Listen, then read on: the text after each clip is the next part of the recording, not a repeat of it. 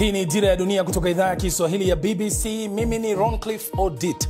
Taarifa yetu kuu siku huu: watu 240 nchini Tanzania wafikishwa mahakamani kwa tuhuma za uhaini zinazohusishwa na maandamano ya uchaguzi wa Oktoba 29, 2025.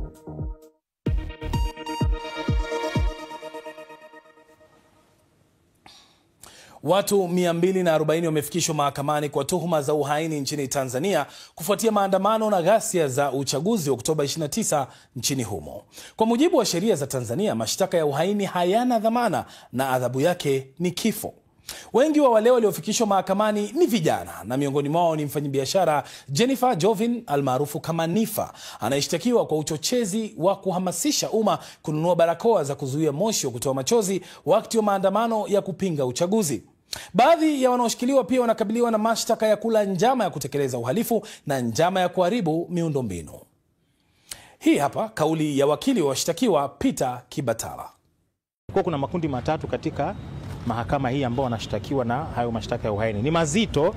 Sasa iwapo kweli matukio haya yanajitosheleza kubeba haiba ya uhaini, ni swala ambalo tutalichakata mbele ya safari. Kula njama ya kutenda uhaini kama shtaka la kwanza, washtakiwa wote 22. Halafu mshtakiwa wa pili mpaka wa 22 wameshtakiwa kosa la uhaini kwa sababu pamoja na mambo mengine waliharibu miundombinu mali ya serikali. Nifa peke yake ameshtakiwa kwa kutenda uhaini kwa sababu, kwa mjibu wa hati ya mashtaka, aliwahamasisha watu wanunue barakoa, sijui niseme kama neno sahihi, wanunue barakoa ili kujilinda na mabomu ya machozi. Mtu yote anaweza akawa na maoni sasa, hata kama sio mwanasheria akawa na maoni iwapo hiyo ni uhaini au la. Tukisalia mahakamani Tanzania, Mahakama Kuu Dar es Salaam imetoa hati ya wito kwa mkuu wa jeshi la polisi ya IGP Camillus Wambura na maafisa wenzake 5 kufika mahakamani kufuatia ombi la mawakili wa Chadema wanaotaka makamu mwenyekiti wa chama hicho John Heche afikishwe mahakamani au aachiliwe kwa dhamana. Wakati hayo yakijiri, Tanzania imemaliza uchaguzi mkuu wa kihistoria ulioweka rekodi ya kwanza kwa taifa hili kumchagua rais mwanamke. Kile kilichoanza kama siku ya uchaguzi, hata hivyo, kiligeuka haraka kuwa moja ya matukio mabaya zaidi nchini humo. Maandamano, vurugu na taarifa za matumizi ya nguvu kupita kiasi na polisi zimetikisa baadhi ya maeneo ya nchi. Mwanahabari wetu Munira Hussein amezunguka maeneo mbalimbali jijini Dar es Salaam na kututumia taarifa ifuatayo. Siku chache tu baada ya uchaguzi nchini Tanzania, familia hii inamzika mpendwa wao. Mwandishi wa habari aliyekuwa akiripoti uchaguzi wa Tanzania huko Nyanda za Juu Kusini, Mbeya, alipigwa risasi kifuani wakati akiwa kazini. Kevi alikuwa ni mtoto wangu anayenipenda, lakini mimi nilipenda zaidi yake mara 100. Katika miji mikubwa kama Dar es Salaam, mitaa mingi iliathirika. Maandamano yalianza kwa amani, lakini baadaye yakigeuka kuwa ya vurugu na polisi wakitumia nguvu kupita kiasi, huku waandamanaji wakiharibu mali. Hili ni eneo ambalo lililoathiriwa na maandamano, lakini baadaye vurugu pamoja na utumiwaji wa nguvu na vyombo vya usalama. Hapa kama unaweza kuona ni sehemu ya kibanda cha chips ambayo risasi iliingia hapa. Lakini pia katika eneo hili unaweza kuona matundu mengine ya risasi ambayo yalipita hapa. Wakazi wa mtaa huu wananiambia kwamba bado wana hofu na wanaogopa kuzungumza, wakihofia usalama wao, na waliona miili ikiwa imelala chini, jambo ambalo bado linawatia hofu hadi sasa. Wakazi wa hapa walikubali kuzungumza nasi kwa sharti kwamba tusitaje utambulisho wao, wakihofia kuchukuliwa na vyombo vya usalama. Imetuletea sana hofu sana kabisa. Mpaka sasa hivi kila dele tukikaa tukiwaza, tunawaza Tanzania na imekuja kujaje. Masi yote hayo tulikuwa tuyajui. Wengine meti tumechukua hapa, tumechukua tumebeba tumeweka kwenye embassy zikapelekwa Mwananyamala, lakini mpaka sasa hivi bado hajajua kama ndugu zetu wapo au hawapo. Mimi binafsi yangu nilikosa amani sana. Kwanza kuona mtu anapigwa, anadondoka, anakoroma mpaka anakata roho, haikuwa kitu cha kawaida kabisa. Kilitia hofu sana kwa Watanzania wote ambao tunaishi maeneo haya. Katika hotuba yake ya kwanza baada ya kuapishwa, Rais Samia Suluhu Hassan alikiri kuwa kulikuwa na vifo na kudai kwamba wengi kati ya waliokamatwa ni raia wa kigeni. Haikutushangaza kuona kuwa baadhi ya vijana waliokamatwa kutokana na kadhia hiyo wametoka nje ya Tanzania. Vyombo vyetu vya ulinzi na usalama vinaendelea kufuatilia na kuchunguza kwa undani zaidi kilichotokea na kuirudisha nchi katika hali tuliyoizoea kwa haraka. Sherehe ya kuapishwa kwake ilifanyika chini ya ulinzi mkali mjini Dodoma. Tofauti kabisa na chaguzi zilizopita ambapo sherehe za uapisho huvutia maelfu ya watu katika viwanja vya michezo. Matukio haya ya uchaguzi yameashiria ukurasa mpya wa kisiasa wa Tanzania. Rais Samia aliposhika madaraka mwaka 2021 alionekana kuwa kiongozi wa mageuzi. Lakini matumaini hayo sasa yamepungua. Uhuru uliokuwa umerejesha umeanza kupungua tena. Vyombo vya habari vikinyamazishwa, sauti za upinzani zikizuiwa na mageuzi ya katiba yamesimama. Munira Hussein, BBC, Dar es Salaam. Hii ni Dira ya Dunia kutoka idhaa ya Kiswahili ya BBC.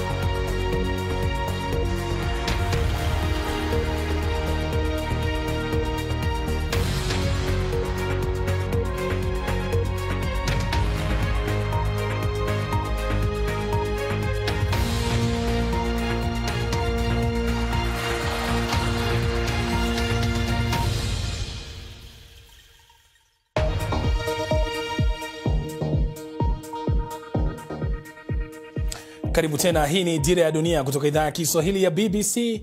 Mimi ni Roncliffe Odit.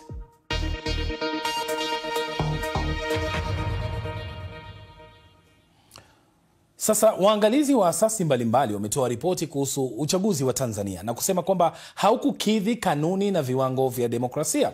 Wengi ndani na nje ya nchi hiyo wamekiri kuwa Tanzania imejikwaa. Lakini swali ni je, inaweza kuinuka tena na itainuka vipi? Katika mjadala wetu leo, mazungumzo na haya ni pamoja na wakili Onesmo Ole Ngurumwa, mratibu wa kitaifa wa mtandao wa watetezi wa haki za kibinadamu nchini Tanzania, mchambuzi wa kisiasa Mohamed Issa na Elizabeth Adundo, aliyekuwa mwangalizi wa uchaguzi Tanzania chini ya mwavuli wa Africa Liberal Network. Elizabeth ameanza kukunieleza walichokiona wao kama waangalizi. Kama an observer, kuna vitu ambavyo vinafaa vifanyike ndio tuanze kazi.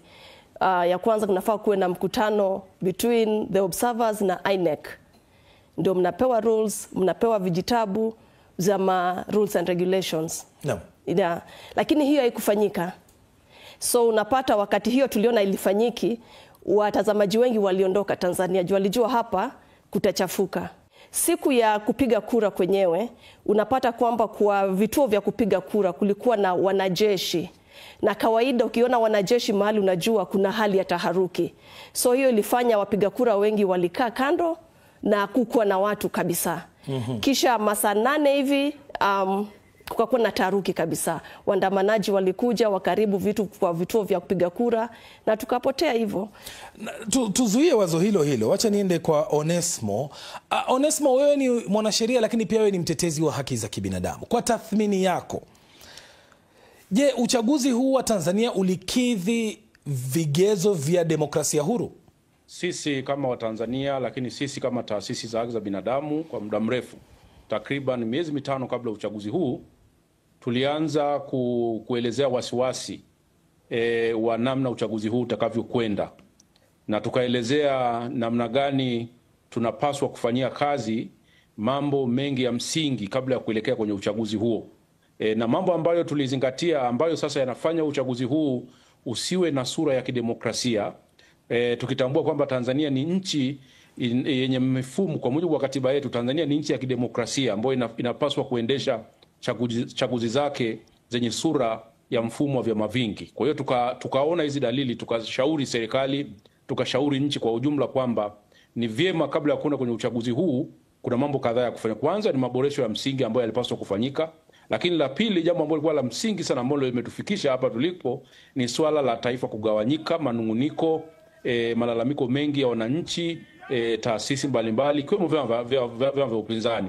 Tukazani kwamba ilikuwa ni vyema kama taifa kukutana kwa pamoja na kutengeneza majadiliano ya kitaifa na muafaka wa kitaifa kuelekea kwenye uchaguzi huu, ili kuepuka yale ambayo yamejitokeza, lakini pia ili kutengeneza uchaguzi ambao ni wa huru, haki, lakini pia una sura zote za kidemokrasia. Kwa hiyo kwa ujumla, kama uchaguzi uliendeshwa bila kuzingatia yale ambayo tuliyasema, kwa ujumla ni kwamba uchaguzi haukuwa na sura ya kidemokrasia, kwa sababu mambo ambayo yalipaswa kuzingatiwa hayakufanyiwa kazi. Mohamed Issa, kwa mtizamo wako, yote yaliyofanyika kipindi hiki cha uchaguzi, kuanzia kampeni mpaka baada ya uchaguzi, yanatoa taswira gani kuhusu demokrasia nchini Tanzania? Demokrasia kama mfumo ambao unatakiwa ujengwe kwenye misingi iliyo imara, nadhani yaliyotokea yote yanaonyesha tu kwamba kama nchi, mfumo wa demokrasia Tanzania haujajengeka katika misingi imara, kuanzia kwenye katiba ya nchi, lakini kwenda mpaka kwenye vile vinavyopelekezea uchaguzi uweze kuondokana na lawama na manunguniko yaliyopo. Na haya si mambo yanazungumzwa leo tu, yalizungumzwa toka wakati wa tume ya marehemu Jaji Nyalali iliyopelekezea kuelekea kwenye mfumo wa vyama vingi, lakini pia na kwenye tume nyingine zilizofuatia, kwamba ili nchi ingie kwenye mfumo huu kulitakiwa kuwa na maandalizi makubwa sana. Kwa hiyo kilichotokea kinaonyesha kwamba maandalizi ya kwenda kwenye mfumo wa demokrasia hayakufanyika ipasavyo, na kwa hivyo kama taifa tunatakiwa kujitathmini na kuona kwamba yale ambayo hayajafanyika yaweze kufanyika. Elizabeth, mlipokuwa pale kama waangalizi, ni changamoto gani ambazo zilikuwa kabla ya siku ya kupiga kura, ambazo mnaweza kusema kwamba kulikuwa na kitu kimoja, cha pili, cha tatu ambacho kilionekana kwamba ni tatizo? Changamoto ya kwanza ilikuwa ni mawasiliano. Hakukuwa na njia mwafaka wa kuwasiliana hata na vyombo vya habari, na pia kwa mitandao za kijamii. Yote yalikuwa regulated to some extent. Unavyoona hivyo unajua kwamba mambo yatakuwa mazuri, because in every democracy there should be free expression ya information. So hiyo ndio ilikuwa changamoto ya kwanza. Changamoto ya pili ilikuwa ni hakukuwa na mtu yule unaweza sema ndapata information kwake. Sema nikitaka kuulizia jambo ama swali, kunakuwa na ule contact person. Hiyo kufanyika nchini Tanzania. Ya ingine pia tuliona before tuende ilikuwa ni issue ya kupewa accreditation. Tuliteseka mno. Accreditation ilikuja siku moja ndio siku mbili ndio waende kwa uchaguzi. So hiyo inafanya waangalizi wengi hawakufika sababu ya hiyo. Mohamed Issa, kwa mtizamo wako, kwa sababu wewe umefuatilia uchaguzi huu kama mtu binafsi, kuna uwezekano wa mageuzi ya kikatiba, kisiasa kutokana na shinikizo, na hususan baada ya matukio ya hivi karibuni Tanzania? Mbali na yaliyotokea, lakini tumeona sura na picha za baadhi ya mataifa, baadhi ya vyombo vya habari, baadhi ya watu binafsi, baadhi ya jumuiya na taasisi ambazo zimekuwa kama zitakii kheri Tanzania kwa kufurahia yale yaliyotokea badala ya kusikitika. Kwa mfano, yaliyotokea kweli yanaumiza, watu wameumia, watu wameuawa, lakini inaangaliwa upande mmoja tu, kwa mfano wa serikali, upande wa pili wa wale waliokuwa wakichochea kutoka nje ya Tanzania kupitia mitandao ya kijamii, na ndicho kitu kilichopelekezea serikali kuzima mitandao ya kijamii. Haya yaliyotokea yangeweza yakaepukwa ikiwa pande zote zingeweza kutenda haki, kwa maana ya wale wenye kuhakikisha kwamba maoni ya wananchi yatasikilizwa, kwa maana ya wale ambao watatoa maoni yao wasitumie mashinikizo, wasitumie uchochezi, wakatumia kauli za kujenga badala ya kubomoa, yangeweza yakaepukika. Lakini tuliona kinyume kabisa na mambo hayo. Kwa hivyo ni failure ya pande nyingi mno, pande ya mfumo na upande wa wananchi na hata wale ambao wangetakiwa kuwa wadau wa kuhakikisha hili lilotokea halitokei. Na Mohamed Issa, unataja tu kwamba kuna watu kutoka nje ya nchi waliokuwa wakishinikiza. Hili swali nitalipeleka kwako Onesmo, kwa sababu ni matamshi ambayo tumeyasikia sana, watu wakisema kwamba watu walichochewa. Lakini kuna baadhi wanahoji kwamba hata kama watu walienda kuandamana ni haki yao ya kidemokrasia. Kisheria hilo mnalitazama vipi, Onesmo? Kuandamana kwa mujibu wa katiba na standards za kimataifa za masuala ya haki za binadamu, protest au kuandamana ni swala la kikatiba. Kuandamana kwa amani kwa kufuata taratibu ni swala la kikatiba, na hilo liko kabisa moja kwa moja, ni swala ambalo tulisisitiza kwamba maandamano ya wananchi ni swala la kikatiba.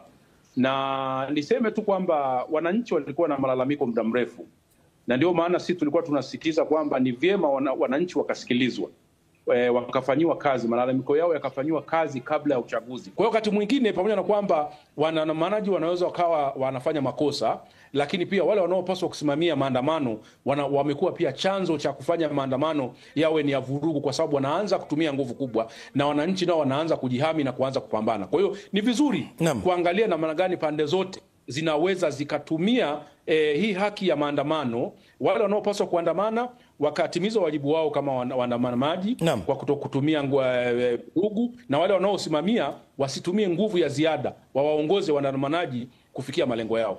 Asante sana Onesmo kwa tathmini hiyo ya kina. Swali linabaki, nini lazima kifanywe sasa ili kujitoa hapa na kutengeneza Tanzania iliyo bora zaidi siku za usoni? Hayo na mengine mengi ni baada ya muda usio mrefu. Mimi naitwa Roncliffe Odit. Hii ni Dira ya Dunia kutoka idhaa ya Kiswahili ya BBC.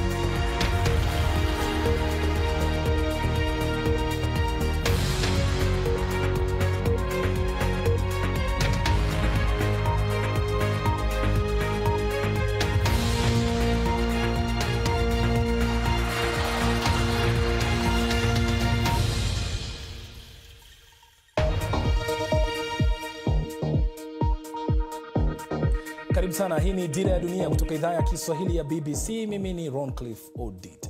Sasa Kama unavyojua, baada ya zaidi ya wiki moja hali imeanza kurudi ya kawaida, lakini bado kuna maswali mengi sana baada ya uchaguzi nchini Tanzania. Familia nyingi bado hazijawapata wapendwa wao, wanauliza wako wapi, na bado kuna watu wanaouguza majeraha na wengine wakiwa wanawazika wapendwa wao. Lakini baada ya yote hayo, ni nini ambacho uchaguzi wa Tanzania umetufunza, na ni kitu gani ambacho lazima kifanywe sasa na viongozi na asasi mbalimbali na wananchi wa Tanzania ili kuijenga upya Tanzania yetu? Ili kupata majibu ya maswali hayo, ninaye Elizabeth Odundo, alikuwa mmoja wa waangalizi wa uchaguzi nchini Tanzania.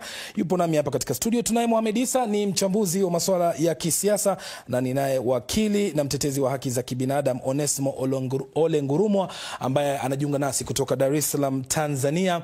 Nianze na wewe Mohamed Issa, kwa mtizamo wako, baada ya yote haya yaliyofanyika, mustakabali wa siasa za upinzani nchini Tanzania ni upi katika siku zijazo? Huko msemo wa Kiarabu unasema sio kila shari ni shari 100%. Inaweza ikawa ni shari imebeba kheri.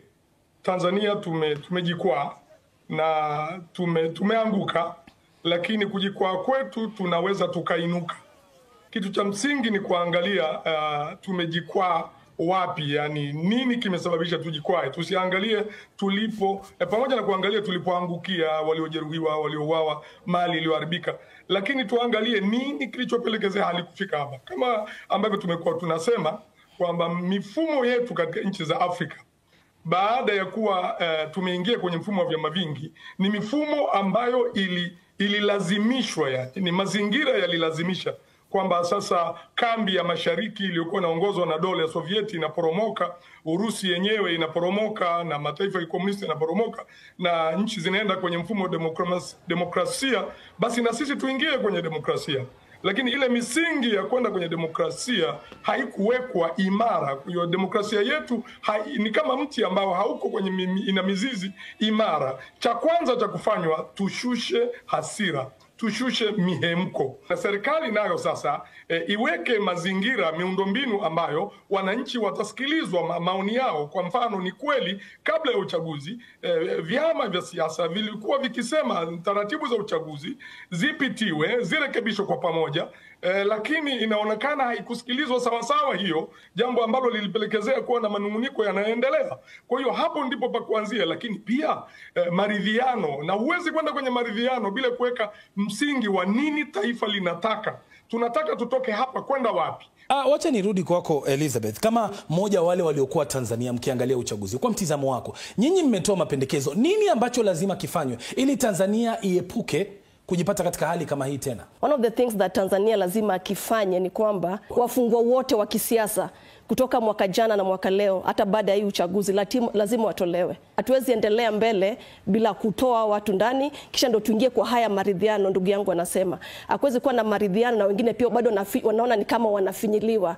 Tupende tusipende, watu wa upinzani wako na watu wao, na watu wao pia sauti zao zinamata sana katika kuendelesha Tanzania mbele. Namba ya 3, nataka kusema kwamba lazima kutakuwa na reforms in Tanzania, kwa sababu katiba ambayo inatumika Tanzania ni katiba ya zamani sana, ni katiba ambayo ilitumika na kina Mwalimu Julius Nyerere. Kwa hivyo lazima wakuje sasa watumie katiba ambayo lina expresses the wills of the people in this age and time. Yeah. Bila shaka wakili Onesmo, kwa mtizamo wako, Tanzania kama taifa inajiondoa vipi kutoka kwa hali inayojipata sasa, na mustakabali wake wa siku za usoni ni upi? Kwanza kabisa, jambo la msingi kuliko vyote ni kuwa na nia na utashi wa kisiasa, kwanza wa kukiri makosa yaliyofanyika na kuwaomba radhi wa Tanzania wote ambao familia zao, ndugu zao, watoto wao wamepoteza maisha. Na kila tunapokuwa tunajaribu kutafuta njia, tunapochelewa kutafuta njia, ndio majanga yanazidi kujiongeza siku baada ya siku. Yaliyotokea wakati wa uchaguzi ni mambo makubwa. Lazima wote kama taifa tukubaliane kwamba tulikosea na tumepoteza maisha ya Watanzania wengi. Na unapozungumzia viongozi wa juu, Mohamed Issa, Rais Samia kwa sasa atakuwa anaunda serikali yake. Kwa mtizamo wako, lazima aweke watu wa aina gani katika serikali yake mpya ambao watahakikisha kwamba Tanzania inabakia na mshikamano? Watakaoshika madaraka nafasi za madaraka wawe ni watu responsible, watu ambao wanawajibika, watu ambao wanaheshimika katika jamii, watu ambao wanaaminika, watu ambao hawana makando kando, watu ambao hawana sifa ya kuweza kuwafanya wananchi waseme huyu naye. Yani hili ni jambo muhimu sana. Hata ikifika mahala sasa serikali inataka kuingia kwenye maridhiano, watu wataangalia ni nani anakuja kwenye meza ya maridhiano. Ni yule ambaye tunategemea tunaweza tukapata maridhiano, au ni yule ambaye amekuwa sababu ya sisi kufika hapa tulipofika. Kwa hiyo hili ni jambo muhimu ambalo naliona na serikali yake iangalie kwa namna yani uundaji wa serikali na nafasi mbalimbali, uangalie ikibidi wale ambao kwa namna moja au nyingine walizembea mpaka hali ikatufikisha hapa, basi sheria ichukue mkondo wake, ikibidi wawajibishwe au wasirudishwe kwenye nafasi za madaraka, hasa wale ambao wananungunikiwa sana, kwa sababu kuna watu wananungunikiwa mno kwenye nchi hii. Kuendelea kuwakumbatia watu kama hao inaweza ikapelekezea kuja kuibuka tena kwa migogoro, hata kama sio wakati wa uchaguzi. Hawa wanaitwa Gen Z sasa hivi duniani wameangusha serikali ya Bangladesh, wameangusha serikali ya Madagascar, wameangusha serikali hata ya Thailand kule. Kwa hiyo ni mambo ya kuangalia, hasa vijana, kuwe na namna ya kuangalia majukwaa ya vijana, kutoa elimu kama alivyosema mwenzangu, kuanzisha shughuli zitakazowashughulisha, kuwatoa vijiweni. Wengi walioshiriki kwenye madhara yaliyofanyika walikuwa ni watu wa vijiweni tu, pengine hata waliotaka kuandamana. Hata ingekuwa ni chama kingefikishwa hapa. Bora hakuna chama kilichoamua kwamba sisi tunaingia kuandamana, lakini kungekuwa na chama lazima wangefika hapa. Wale ambao wangejiunga kwenye maandamano ndio wangesababisha madhara yaliyotokea. Mimi labda ushauri wangu kwa rais anapounda serikali yake, akumbuke kwamba miaka miwili ya mwanzo walipoanza madaraka, yeye mwenyewe na Watanzania na dunia nzima alikubalika. Alianza vizuri na alianza na falsafa yake ya 4R. Nadhani anapaswa kufanya tathmini kabla hajaunda serikali yake. Ni nini hasa kilimfanya miaka miwili ya mwanzo akaweza kuponya taifa, akaweza kukubalika na makundi yote, sisi asasi za kiraia, vyama vya upinzani, kimataifa, akaweza kukubalika. Na sisi tulimshauri Mheshimiwa Rais wakati huo kwamba atengeneze serikali yake mwenyewe ambayo yeye mwenyewe anaweza akawapa watu ambao watafuata yale ambayo yeye mwenyewe anayataka. Asirudie kosa la kuleta watu ambao hawawezi kuimba wimbo mmoja. Awe makini na watu ambao wanakuwa ni washauri wake. Awe makini na watu ambao wanawatuma kufanya kazi zake. Yeye lazima atengeneze mwongozo wake yeye mwenyewe kama rais aliyochaguliwa. Alafu atafute viongozi ambao watasimamia ule mwongozo. Hilo ndio la msingi. Na asisahau kabisa kwamba Watanzania sasa hivi wanataka kwenda kwenye taifa ambalo litaheshimu haki, watasikilizwa na mambo yao yote yatafanyiwa kazi yaliyojitokeza: utekaji, haki za binadamu, katiba mpya, maridhiano na kuendesha nchi katika hali ambayo ni ya usawa. Hayo ndio mambo ambayo yanapaswa kuyasimamia, na lazima atafute timu ambayo itamuongoza katika kufikia hayo.